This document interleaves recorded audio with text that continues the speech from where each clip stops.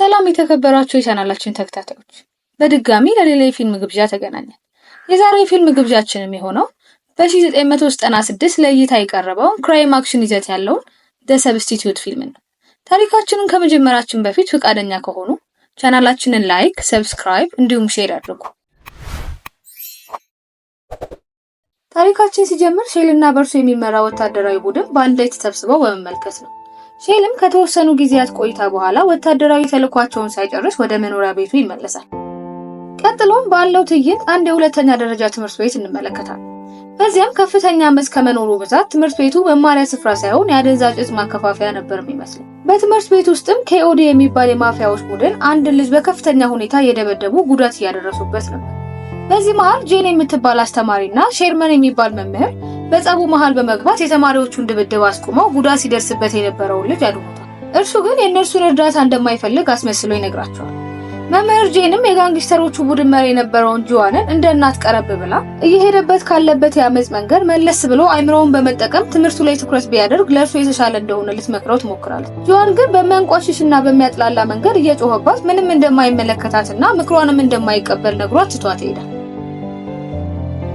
መምህራኖቹም ወደ ትምህርት ቤቱ ዳይሬክተር በመሄድ ኬኦዲ ስለሚባለው ቡድን በትምህርት ቤቱ ውስጥ መስፋፋትና በመምህር ጄን ላይ ጁዋን ስለተናገረው ነገር ሪፖርት ያደርጋሉ። የትምህርት ቤቱ ዳይሬክተር ግን እነርሱ ሪፖርት ስላደረጉት ነገር በቂ መረጃ እንኳን ስለሌላቸው ሪፖርታቸውን እንደማይቀበል ይነግራቸዋል። ቀጥሎም ጄንን ለአመፀኛ ተማሪዎች እናታዊ እንክብካቤዋን እንድታሳይ ይመክራትና ቅሬታቸውን ዋጋ ያሳጣባቸዋል። በዚህም ምክንያት ጄን በጣም ተናዳ ለዳይሬክተሩ እውነታውን በማረጋገጫ ይዛ እንደምትመጣለት አስረግጣ ነግረው ቢሮውን ለቃ ወደ ቤቷ ለመሄድ ወደ መኪናዋ ታመራለች። መኪናዋ ጋርም ስትደርስ ዝንብ ቆሻሻ እንደሚከብ የትምህርት ቤቱ ጋንጎች በጠቅላላ መኪናዋን ከበው ይጠብቋታል። የመኪናዋንም በር ቁልፍ ማስገቢያ ደፍነውት ነበር። እሷም ቁልፏን ለማስገባት የታገለች እያለ ጁዋን በእጁ የጋንጉን ቡድን ምልክት ያሳያታል። እሷም መልሳ ምልክቱን ታሳየውና ያሳየውን ምልክት ዘቀዝቀዋለች። ደስ በሚልም ሁኔታ ተሳክቶላት መኪናዋን ከፍታ ትገባለች። በዛ የነበሩ ጋንግስተሮች በጠቅላላ ግን ወሲባዊ ጥቃት ለማድረስ በሚመስል ሁኔታ ዛቻ ያደርሱባታል። እሷም በላያቸው ላይ መኪናውን ነርታ ትሄዳለች። ወደ ቤትም ስትደርስ ባልጠበቀችው ሁኔታ ባሏ በቤት ውስጥ ሆኖ ስላገኘችው ሰርፕራይዝ ትሆናለች። ምሽቱንም ስራውን ሳይጨርስ ለምን እንደመጣ ጠይቀው እያወሩና እየተቃለዱ ያሳልፋሉ። ከጥቂት ደቂቃዎችም በኋላ ለሼል የድምጽ መልእክት ይገባለታል። እርሱም መልእክቱን ሲሰማው አዲስ ሚሽን መገኘቱን ይረዳል። የቡድኑ አባላትን በማሰባሰብ በአንድ ምሽት ክለብ ውስጥ በመዝናናት ስለ አዲሱ ተልዕኮ ይመካከራሉ። ሼልም ብዙ ደስተኛ ስላልነበር ጆይ የተባለ የስራ ባልደረባው ስራውን እንዲስማማ ያሳምነዋል። በነጋታውም ከስራው ባለቤት ባለሀብት ጋር ስብሰባ ያደርጋሉ። ሼልም ስለ ስራው በጥልቀት እንዲያስረዱት ግድ ሲላቸው ስራው አደንዛዥ እጽ ከመንግስትና እጹን ከሚፈልጉ ማፊያዎች ጠብቆ ወደሚፈልገው ስፍራ ማዘዋወር እንደሆነ ይነግሩታል። ቀጥለውም በዚህ ስራ ዳጎስ ያለ ገንዘብ እንደሚያገኙ ይገልጹላቸዋል። ሼልም የነገሩትን ካዳመጠ በኋላ ስራውን ለመቀበል ህሊናው ስለማይፈቅድለት ነግሯቸው ስራውን ውድቅ ያደርግባቸዋል። ከዚህም በኋላ ጄን ዘውትር ስፖርት ወደምትሰራበት ስፍራ ሄዳ እየሮጠች እንመለከታለን። ሼልም እርሷ ስፖርት ወደምትሰራበት ስፍራ እየመጣ ነው። የኬኦዲ ጋንግ ቡድን አባላት የሆነ አንድ ሰው ጥቃት ሊያደርስባት ይጠብቃት። ጄንም በሰውየው አጠገብ እየሮጠች ስታልፍ በያዘው ዱላ እግሯን መጥቶ ይሰብራታል። ቀጥሎም ጥቃት ማድረሱን እንዲቀጥል ሲል ሼል ደርሶ ሰውየውን ይመታውና ጄንን ያድናታል። በፍጥነትም ወደ ሆስፒታል ወስዷት ሕክምና እንድታገኝ ያደርጋታል። ሼልም የሚመራው ቡድን አባላት ጋር በመደወል ስለ ኬኦዲ ማፊያ ቡድን እንዲያጣሩለትና አዲስ ማንነት፣ የሐሰት መታወቂያና የትምህርት ማስረጃ ወረቀቶች እንዲያዘጋጁለት ያደርጋል። በሚቀጥለውም ቀን አስፈላጊዎቹን የትምህርት ማስረጃዎች በመያዝ ወደ ትምህርት ቤቱ ይሄዳል። አሁን ሼል በአዲሱ ማንነቱ ስሚዝ ተብሏል። የትምህርት ቤቱ ዳይሬክተር የሆነው ሮልም አቀባበል አድርጎለት ጥቂት ቃለ መጠይቅ ያደርግለታል። ጄንም ወደ ስራው እስክትመለስ ለጊዜው የሷን ቦታ እንዲሸፍን ይነግረዋል። መምህር ስሚዝም ወደ መጀመሪያው ክፍሉ ይሄዳል። በክፍሉ መግቢያ ላይም ቆሞ ሲመለከት የመማሪያ ክፍሉ እጅግ የተዝረከረከና ተማሪዎቹ ደግሞ ምንም አይነት የመማር ፍላጎት እንደሌላቸው ያስተውላል። ወደ ክፍሉም ገብቶ የተማሪዎቹን ትኩረት እንደምንም ለመሳብ ከሞከረ በኋላ ራሱን ያስተዋውቃቸዋል። እርሱም በሚያስተምርበት ጊዜ በትክክል እየተገኙ መማር እንደሚጠበቅባቸው ሲነግራቸው ተማሪዎቹ በጠቅላላ መምህር ስሚዝ ላይ ማጉረምረምና ያላቸውን ንቀት ማሳየት ይጀምራሉ። በዚህ ጊዜ ስሚዝ የሚያወሩትንና የሚያደርጉትን በማየት አቋማቸውን እየገመገመ ነበር።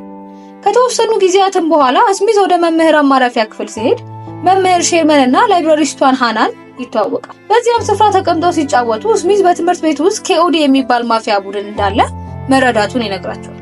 ሃናም ቡድኑ በጣም የተስፋፋ ከመሆኑ የተነሳ በመምህር ጄን ላይ እንኳን ሳይቀር ጥቃት ማድረሳቸውን ትነግረዋለች።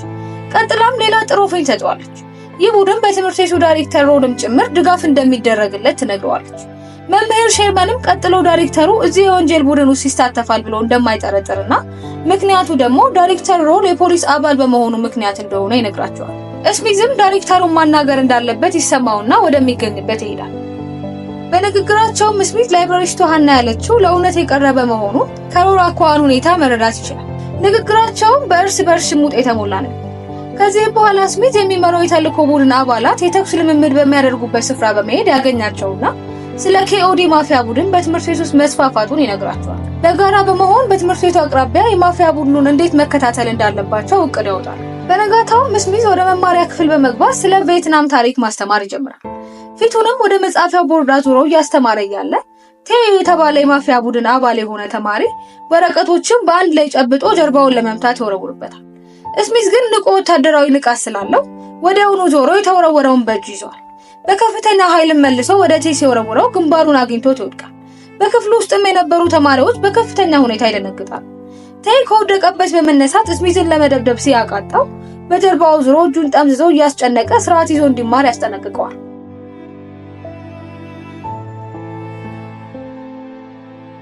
መምህር ስሚዝም ሮድሪጌዝ ወደሚባል ተማሪ በመዞር ቀደም ሲል ስለት መያዙን ስለተመለከተ የያዘውን ስለት እንዲሰጠው ይጠይቀዋል። ሮድሪጌዝም የያዘውን ስለት በመተማመን ስሚዝን ለማስፈራራት ይሞክራል። ስሚዝም ጣቶቹን በመሸምቀቅ አሳምሞ ስለቱን ይቀበለዋል። ቴና ሮድሪጌዝ ተጎድተናል በማለት የትምህርት ቤቱ ነርስ ጋር ይሄዳል። በዚያም የትምህርት ቤቱ ዳይሬክተር ሮልን ስላገኙት መምህር ስሚዝ ስላደረሰባቸው ጥቃት ሪፖርት ያደርጋሉ። በዚህ ጊዜ ሮድ ጥበቃዎቹን በማሰማራት ስሚዝ እያስተማረው ወደሚገኝበት ክፍል ይሄዳል። በዚያም ሲደርስ በማይታመን ሁኔታ ተማሪዎቹ በሙሉ ሐሳባቸውን ሰብስበው እየተማሩ በማየቱ በጣም ግራ ይጋባል።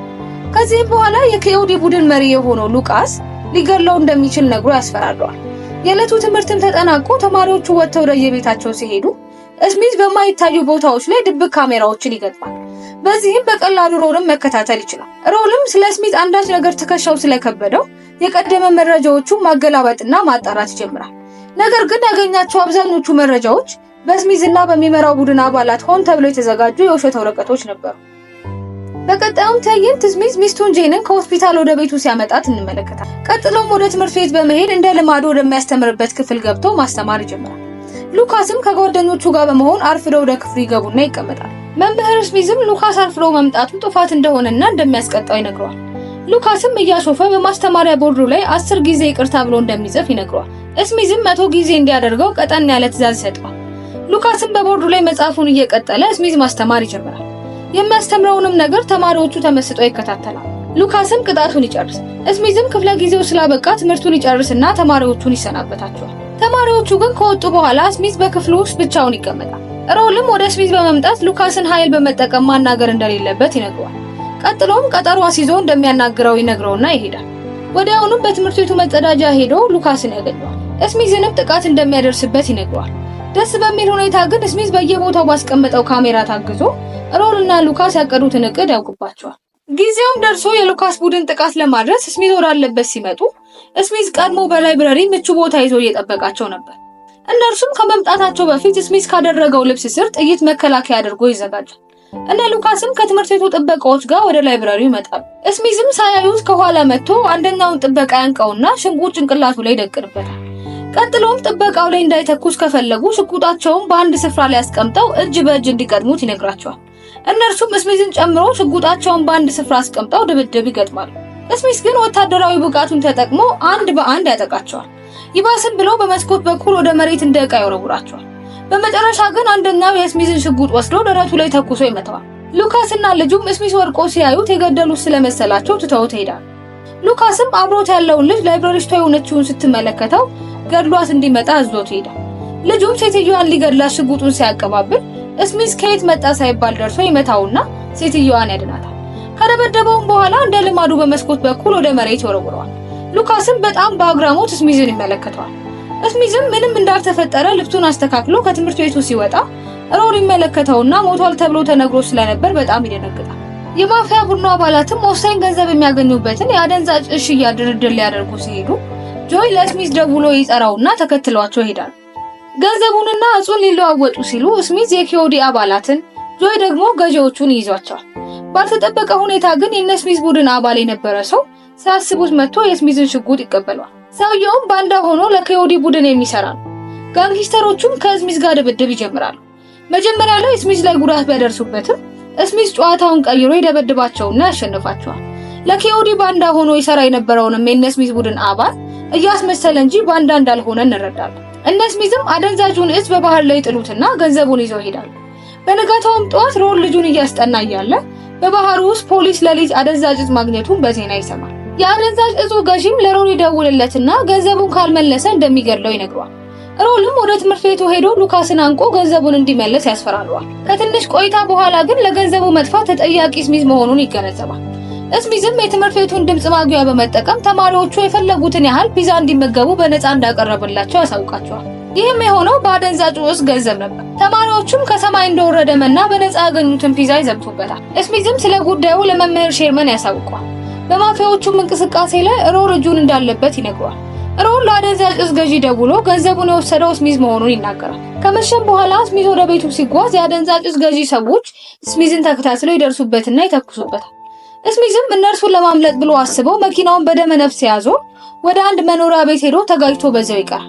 በተመሳሳይ ሰዓት ሮልና ሉካስ በትምህርት ቤቱ ቤዝመንት ውስጥ ሆነው አደንዛዥ እጽ ካከማቹበት አውጥተው ሲጭኑ ሼርመን ከአንዲት ተማሪው ጋር ሆኖ ተደብቆ ይመለከታቸዋል።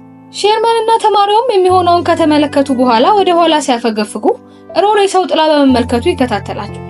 እነ ሼርመንም ለመደበቅ ቢሞክሩም ሁሉም ክፍሎች የተቆለፉ በመሆናቸው ሳይሳካላቸው ይቀራል። በመጨረሻም መምህር ሼርመን ልጅቷን በአንድ መደበቂያ እንድትሸሸግ ካደረገ በኋላ እርሱ ራሱን ያጋልጣል። ሼርመንም ስለ ሮል ወንጀሎች በሙሉ ስሚዝ ስለሚያውቅ ለሕግ እንደሚያቀርበው ሲነግረው ሮል የስሚዝን መሞት ነግሮ ይዘባበትበታል። ከዚያም ተኩሶ ይገድለዋል። በነጋታውም ሼርመንና ስሚዝ በመሞታቸው ምክንያት የትምህርት ቤቱ ተማሪዎች እጅግ ያዝናሉ። ተደብቃ የነበረችውም ልጅ ከተደበቀችበት በማውጣት ለተማሪዎቹ ስለ ሮል ወንጀለኝነት ትነግራቸዋለች። ሮልም በቢሮ ውስጥ ሆኖ የነስሚዝን ሞት የዘገበውን ጋዜጣ እያነበበ ደስ ይሰኛል። እንደ ትምህርት ቤቱ ስርዓትም ለሞቱ የትምህርት ቤት መምህራኖች የሀዘን ትራምፔት የተጫወቱላቸው እያለ ስሚዝ ዝንጥ ብሎ በትምህርት ቤቱ በመገኘት ትራምፔት የሚጫወተውን ልጅ ሰላምታ ያቀርብለትና ያስደነግጧል። ስሚዝም በትምህርት ቤት ውስጥ ያሉ ሰዎች በሙሉ በመመልከታቸው እጅግ ይደነግጣል። ሮልም ይህን በመመልከቱ የሚገባበት ያጣል። ቀጥሎም ከሉካስ ጋር አንድ ላይ በመሆን ከትምህርት ቤቱ ቅጥር ግቢ ወጥተው ይሄዳሉ። የኬኦዲ ማፊያ ቡድን አባላትም የስሚዝ ሚስት የሆነችው ጄን ጋር መኖሪያ ቤት በመሄድ ያግቷታል። ስሚዝም መታገቷን በማወቁ ኮቴውን አጥፍቶ ወደ መኖሪያ ቤታቸው ይሄዳል። ከማፊያ ቡድን አባላቱም ጋር ኃይለኛ ድብድብ ይገጥማል። የኃይል ሚዛኑም ወደ ኬኦዲ በማመዘን ስሚዝን ጉዳት ያደርሱበታል። ሊገሉትም ሲሉ የቤቱ በር በመንኳኳቱ የሁሉም ሀሳብ ይሰረቃል። ሉካስም ጄንን ሄዳ በሩን ከፍታ ምንም እንዳልተፈጠረ በሩን ላንኳኳተው እንድትናገር ያስገድዳትና ይህን ታደርጋለች። በዚህ ጊዜ የጋንጎቹ ትኩረት በጠቅላላ ወደ በሩ ስለሄደ ሽጉጥ የደቀነበትን ሰው እጅ በመምታት ሽጉጡን በመንጠቅ ሁሉንም ተኩሶ ይገላቸዋል። በመጨረሻም ሮል የአደንዛዥ እጽ ገዢዎችን ማፊያ ይዞ ስሚዝ ደግሞ የራሱን ወታደራዊ ቡድን አባላት ይዞ በትምህርት ቤቱ ግቢ ውስጥ ተኩስ ይከፍታል። ተኩሱ ቀላል የሚባል ባይሆንም ሮልን ጨምሮ የማፊያ ቡድን አባላቱ በሙሉ ይሞታሉ። ፊልሙም ይህንን አስመልክቶን ይጠናቀቃል።